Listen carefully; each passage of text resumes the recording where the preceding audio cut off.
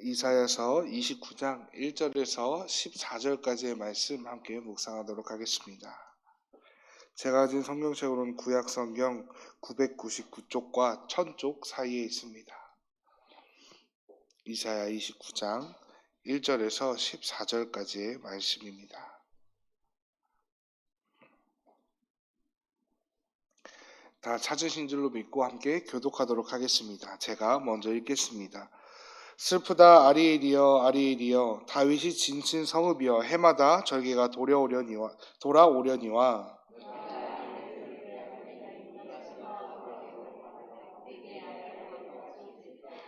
내가 너를 사면으로 둘러 진을 치며 너를 애워 대를 쌓아 너를 치리니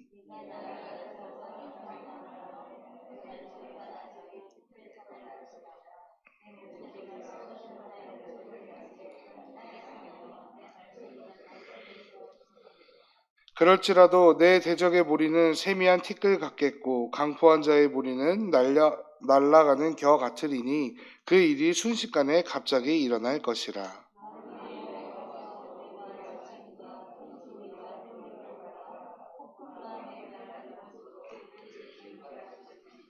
아리엘을 치는 열방의 무리 곧 아리엘과 그 요새를 쳐서 그를 공고하게 하는 모든 자는 꿈같이 밤의 환상같이 되리니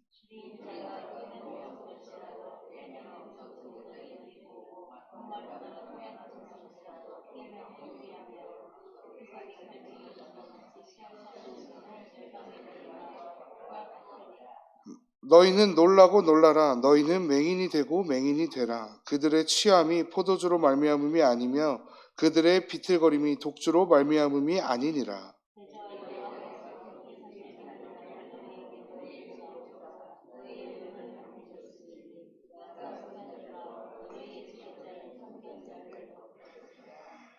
그러므로 모든 계시가 너희에게는 봉한 책의 말처럼 되었으니 그것을 그를 아는 자에게 주며 이르기를 그대에게 청하노니 이를 읽으라 하면 그가 대답하기를 그것이 봉해졌으니 나는 못 읽겠노라 할 것이요.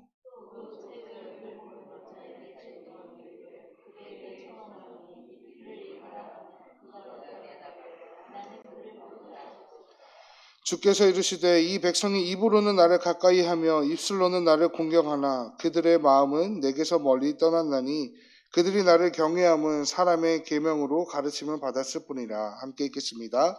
그러므로 내가 이 백성 중에 기이한 일 곧 기이하고 가장 기이한 일을 다시 행하리니 그들 중에서 지혜자의 지혜가 없어지고 명철자의 총명이 가려지리라. 아멘. 하나님 앞에 드려진 예물 있습니다. 최대승 김윤경 집사님 주연한이 가정에서 1,000번째 헌금 드리셨습니다. 최대창 구본중 성도님 하나님 앞에 1,000번째 헌금 드리셨습니다. 함께 기도하겠습니다. 사랑의 하나님 감사합니다. 오늘도 주님 앞에 나와 예배하오니 아버지 우리의 예배를 다른 누구도 아니고 다른 무엇도 아니고 주님께서 기뻐 받아주시기를 간절히 소망합니다. 아버지 우리가 언제나 주님 앞에 나와 예배할 때 우리의 모든 것을 주님 앞에 드리는 귀한 마음으로 나오게 하시고 그 가운데 주님께 나의 모든 것을 드린다는 고백과 함께 주님께 영광 올려드리는 귀한 예배를 드리는 예배자들이 될 수 있도록 또 그런 귀한 예배 시간들이 될 수 있도록 주님께서 역사해 주시고 함께하여 주시옵소서. 또한 우리가 언제나 주님 앞에 나와 예배하는 것을 멈추지 않게 하시고 언제나 주님 앞에 나와 나의 모든 것을 내려놓고 살아가는 주님의 귀한 자녀들 될 수 있도록 우리를 축복하여 주시옵소서. 또한 아버지 주님 앞에 나와 예배하는 가운데 주님께 귀한 기도 제목을 가지고 주님 앞에 예물 드리는 손길이 있습니다. 아버지 이 마음과 이 손길과 이 기도 제목을 기억하여 주시사 언제나 기도 제목에 응답하시는 주님의 역사를 더하여 주시고 이를 통하여 오직 주님의 영광만이 드러나며 또 그 가정 가운데는 언제나 주님의 은혜가 넘쳐날 수 있도록 주님의 동행하심이 만끽되어질 수 있도록 주님께서 축복을 더해 주시옵소서. 언제나 주님이 함께해 주실 것을 믿으며 이 모든 말씀 우리 주 예수 그리스도의 이름으로 간절히 기도했습니다. 아멘. 할렐루야. 오늘 하루도 하루의 시작을 또 나의 삶의 시작을 하나님께 드림으로 나아가고자 하는 말씀으로 하나님으로 나의 하루를 가득 채우기를 원하며 예배하는 우리 모든 성도님들 가운데 주님의 함께하심이 만끽될 수 있도록 주님의 이름으로 축복을 드립니다. 이 세상을 살아가는 우리에게 거짓말이라는 것은 반드시 필요하다라고 이야기하는 사람들이 있습니다. 또 그런 사람들이 있는가 하면 아니다, 선의의 거짓말이라도 거짓말은 거짓말이다라고 이야기하며 거짓말을 해서는 안 된다라고 이야기하는 사람들도 있습니다. 그렇다면 우리 성도님들께서는 이 거짓말, 거짓에 대하여 어떻게 생각하십니까? 저는 개인적으로 이 거짓이라는 것에 대하여 썩 좋게 생각하지는 않습니다.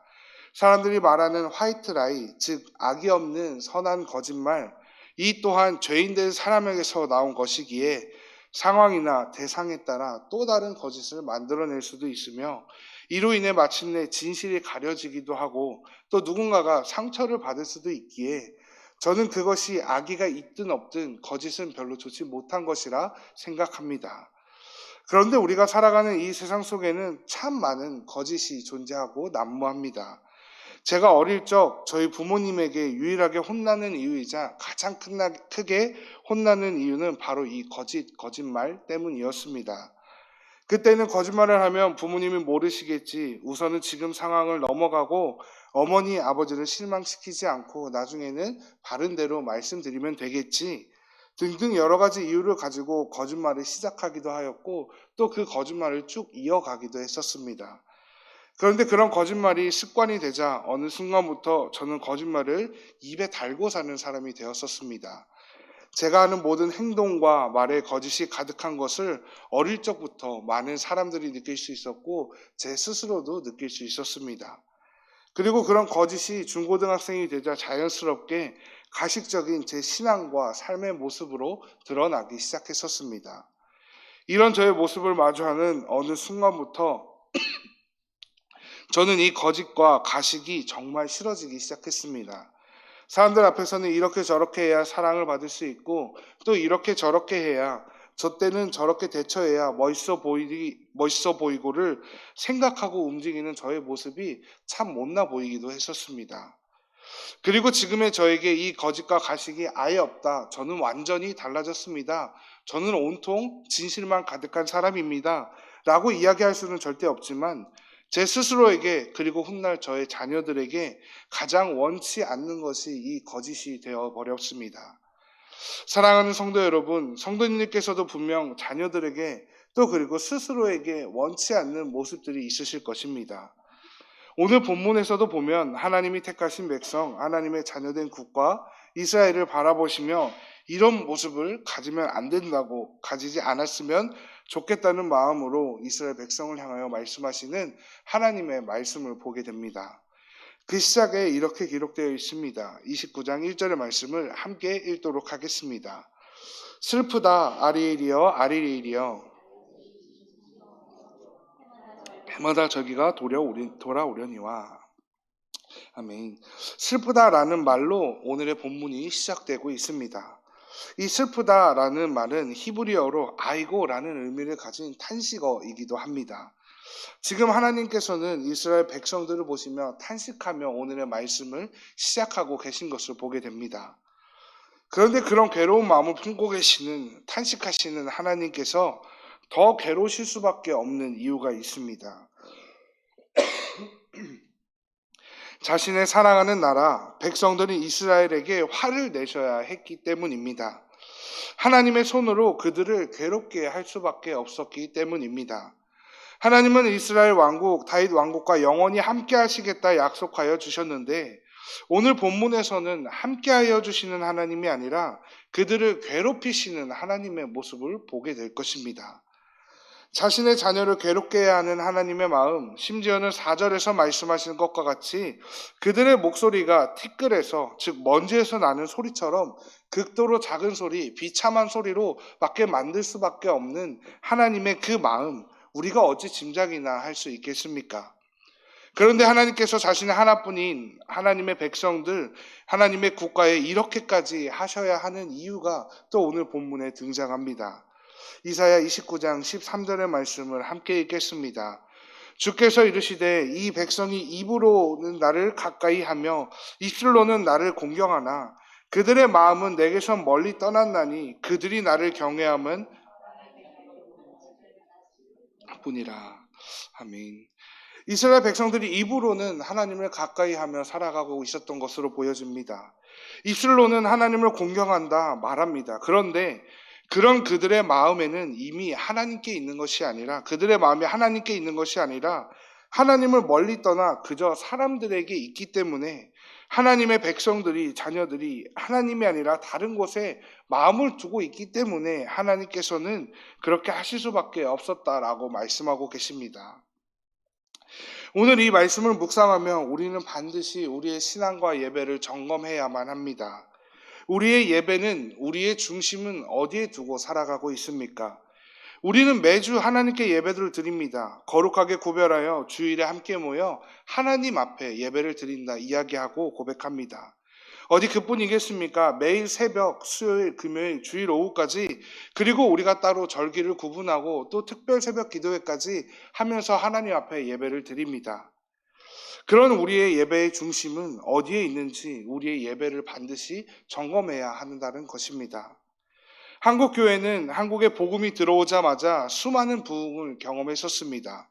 자신의 모든 것을 팔아 헌금하고 자신의 모든 것을 걸고 신앙생활을 했으며 교회 생활에 많은 것을 헌신하는 좋은 모습을 보여주기도 했습니다.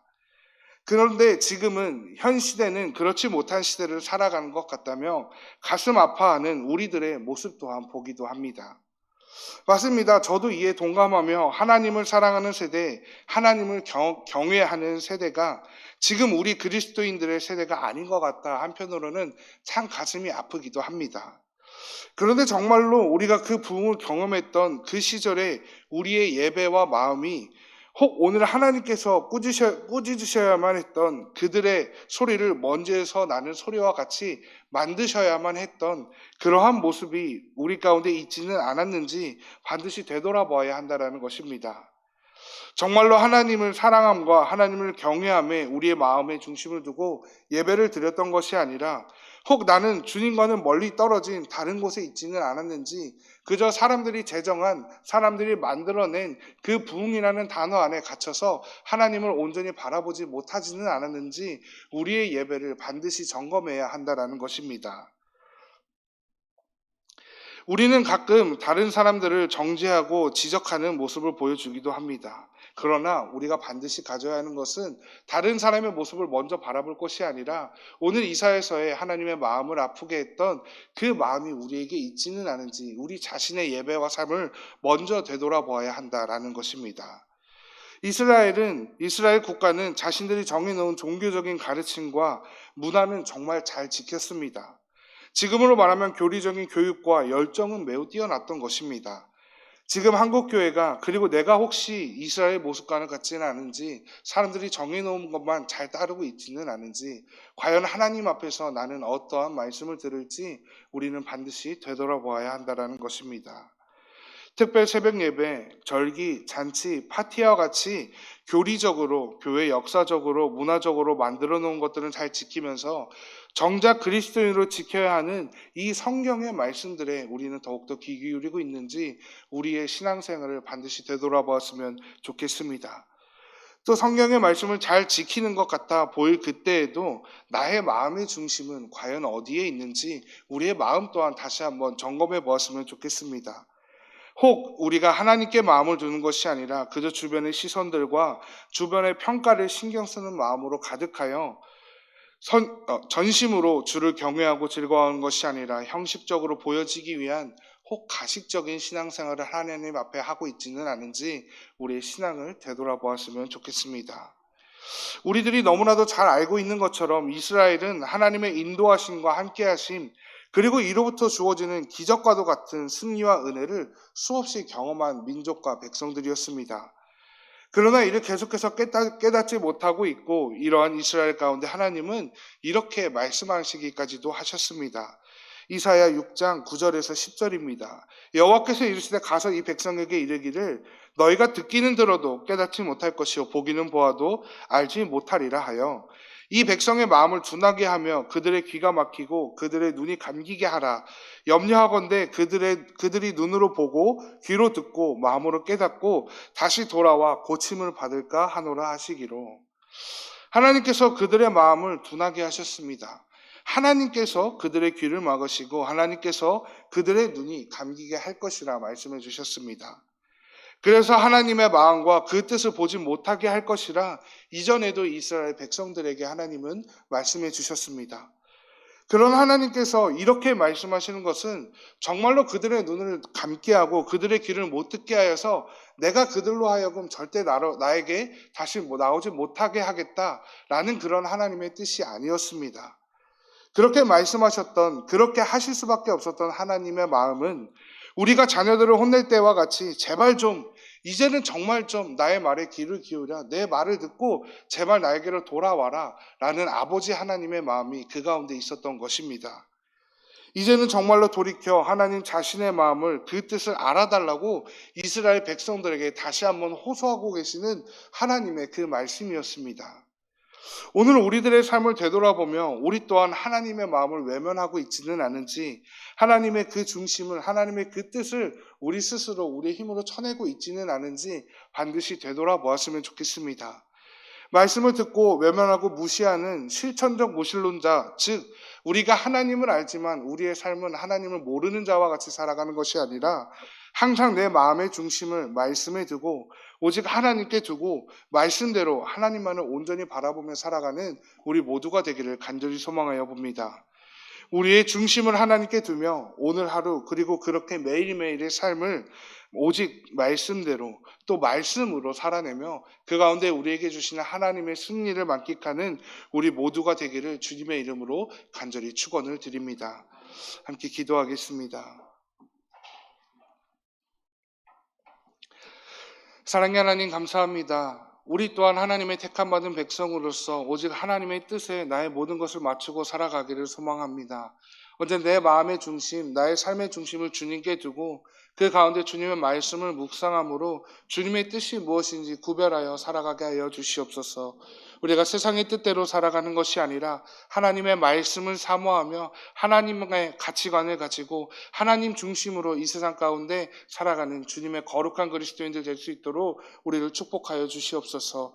우리가 주님과 동행함으로 세상 가운데 승리하게 하시고 그 가운데 더욱더 주님의 온전한 그 은혜와 영광을 이 땅 가운데 선포하는 우리의 오늘 하루 삶이 될 수 있도록 축복하여 주시옵소서. 주님이 함께 해주실 것을 믿으며 이 모든 말씀 우리 주 예수 그리스도의 이름으로 간절히 기도했습니다. 아멘.